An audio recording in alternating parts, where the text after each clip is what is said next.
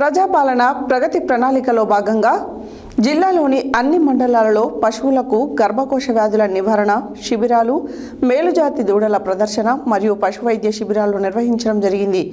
ఈ శిబిరాలకు రైతుల నుండి అద్భుతమైన స్పందన లభించింది. దామరచెర్లలో జరిగిన శిబిరానికి గౌరవ శాసనమండలి సభ్యులు కేతావత్ శంకర్ నాయక్ హాజరై శిబిరాన్ని ప్రారంభించి రైతులను ఉద్దేశించి మాట్లాడారు.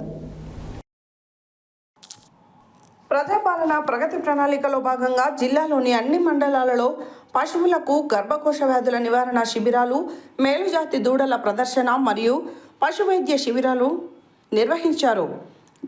ఈ శిబిరాలకు రైతుల నుండి అద్భుతమైన స్పందన లభించింది. దామరచెర్లలో జరిగిన శిబిరానికి గౌరవ శాసనమండలి సభ్యులు కేతావత్ శంకర్ నాయక్ హాజరై శిబిరాన్ని ప్రారంభించి రైతులను ఉద్దేశించి మాట్లాడారు.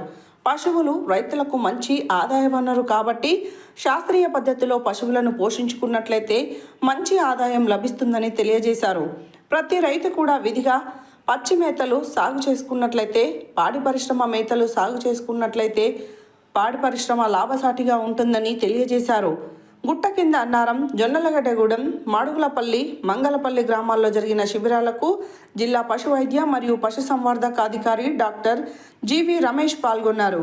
ఈ శిబిరాలలో అనారోగ్యంలో ఉన్న పశువులకు చికిత్సలు, ఎదకు రాని పశువులకు, చూడి నిల్వని పశువులకు చికిత్సలు, వేసవిలో పశుపోషణలో రైతులు తీసుకోవాల్సిన జాగ్రత్తలపై అవగాహన, మేలుజాతి పశుగ్రాసాల సాగు, దూడలలో నట్టల నివారణ, మందులు, వాటి ఆవశ్యకత, గొర్రెల యాజమాన్యం, నాటుకోళ్ల పోషణ మొదలగు అంశాలపై రైతులకు అవగాహన కల్పించారు.